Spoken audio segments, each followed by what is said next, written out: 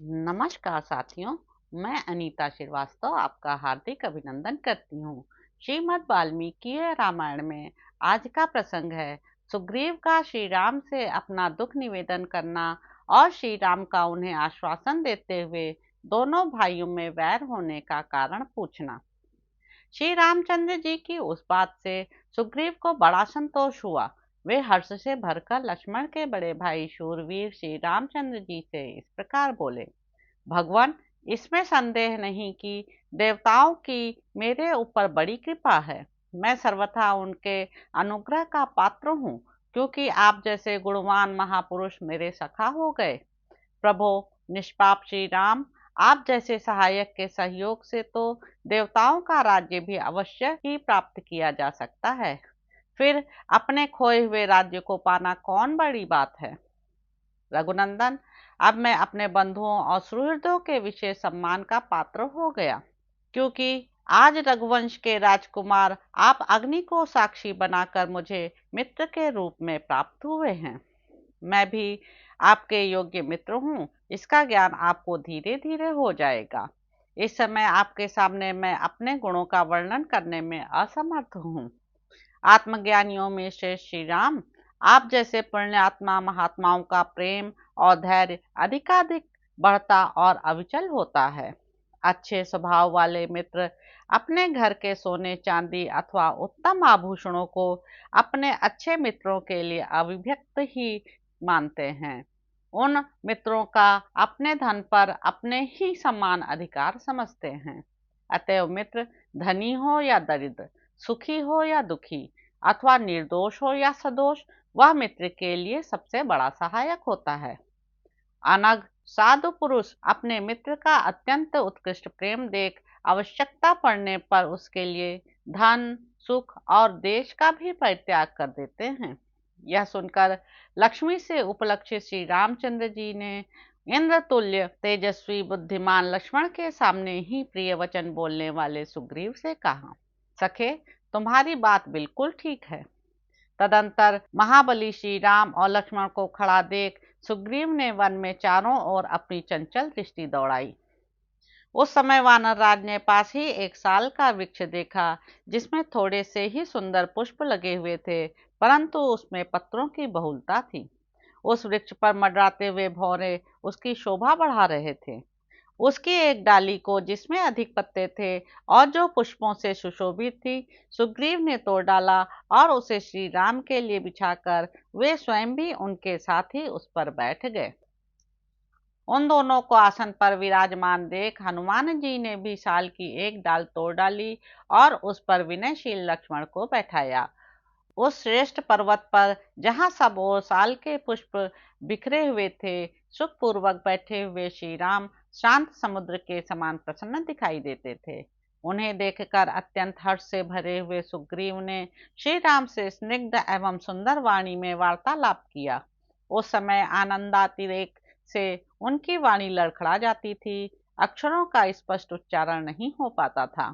प्रभो, मेरे भाई ने मुझे घर से निकालकर मेरी स्त्री को भी छीन लिया है।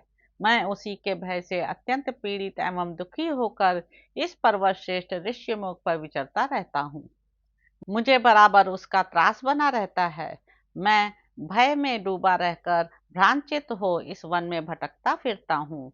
रघुनंदन, मेरे भाई बाली ने मुझे घर से निकालने के बाद भी मेरे साथ वैर बांध रखा है।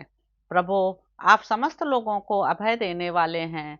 मैं वाली के भय से दुखी और अनाथ हूँ, अतः आपको मुझ पर भी कृपा करनी चाहिए। सुग्रीव के ऐसा कहने पर तेजस्वी धर्मज्ञ एवं धर्मवत्सल भगवान श्री राम ने उन्हें हंसते हुए से इस प्रकार उत्तर दिया, सके, उपकार ही मित्रता का फल है और अपकार शत्रुता का लक्षण है। अतः मैं आज ही तुम्हारी स्त्री का अपहरण करने वाले उस वाली का वध करूंगा। महाभाग, मेरे इन वाणों का तेज प्रचंड है। स्वर्ण भूषित ये शर कार्तिकेय की उत्पत्ति के स्थान भूत शरों के वन में उत्पन्न हुए हैं। ये कंक पक्षी के परों से युक्त हैं और इंद्र के वज्र की भांति अमोघ हैं। इनकी गांठें सुंदर और अग्रभाग तीखे हैं। ये रोष में भरे भुजंगों की भांति भयंकर हैं। इन वाणों से तुम अपने बाली नामक शत्रु को, जो भाई होकर भी तुम्हारी बुराई कर रहा है, विदीर्ण हुए पर्वत की भांति मरकर पृथ्वी पर पड़ा देखोगे।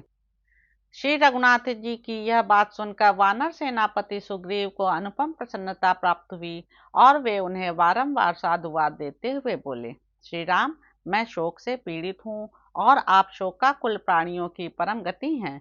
मित्र समझकर मैं आपसे अपना दुख निवेदन करता हूँ।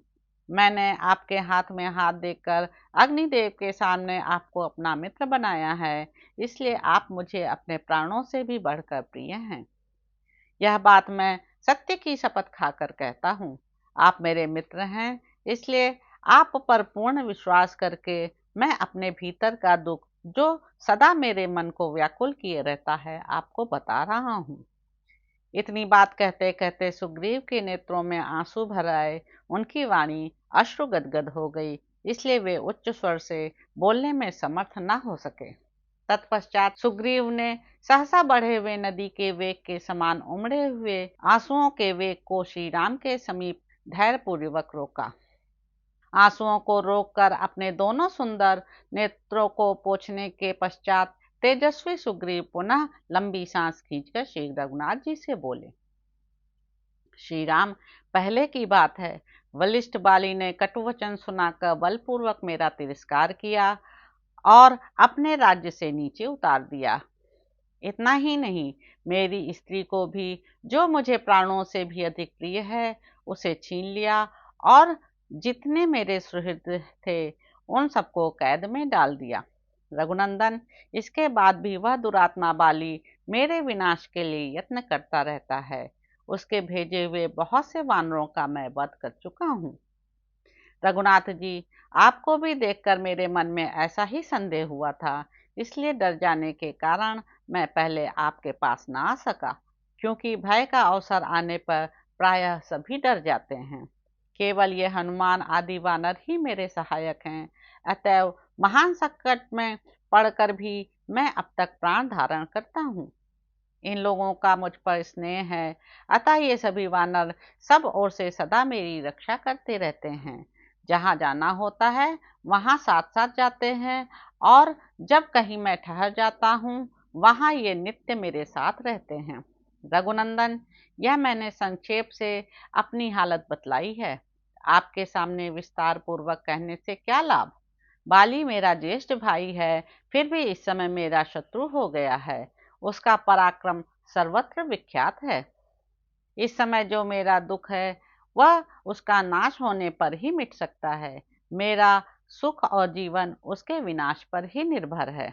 श्री राम, यही मेरे शोक के नाश का उपाय है। मैंने शोक से पीड़ित होने के कारण आपसे यह बात निवेदन की है, क्योंकि मित्र दुख में हो या सुख में, वह अपने मित्र की सदा ही सहायता करता है। यह सुनकर श्री राम ने सुग्रीव से कहा, तुम दोनों भाइयों में वैर पड़ने का क्या कारण है, यह मैं ठीक ठीक सुनना चाहता हूँ। वानरराज, तुम लोगों की शत्रुता का कारण सुनकर तुम दोनों की प्रबलता और निर्बलता का निश्चय करके फिर तत्काल ही तुम्हें सुखी बनाने वाला उपाय करूंगा। जैसे वर्षा काल में नदी आदि का वेग बहुत बढ़ जाता है, उसी प्रकार तुम्हारे अपमानित होने की बात सुनकर मेरा प्रबल रोष बढ़ता जा रहा है और मेरे हृदय को कंपित किए देता है। मेरे धनुष चढ़ाने के पहले ही तुम अपनी सब बातें प्रसन्नता पूर्वक कह डालो, क्योंकि जो ही मैंने बाण छोड़ा, तुम्हारा शत्रु तत्काल काल के गाल में चला जाएगा। महात्मा श्री रामचंद्र जी के ऐसा कहने पर सुग्रीव को अपने चारों वानरों के साथ अपार हर्ष हुआ। तदंतर सुग्रीव के मुख पर प्रसन्नता छा गई और उन्होंने श्री राम को बाली के साथ वैर होने का यथार्थ कारण बताना आरंभ किया। तो इस प्रकार साथियों, किष्किंधा कांड में निहित 8वां सर्ग यहाँ पर समाप्त होता है। आशा है आपको यह प्रसंग अच्छा लग रहा होगा। मेरे YouTube चैनल संवाद विद अनीता को लाइक करें, शेयर करें, सब्सक्राइब करें। धन्यवाद साथियों।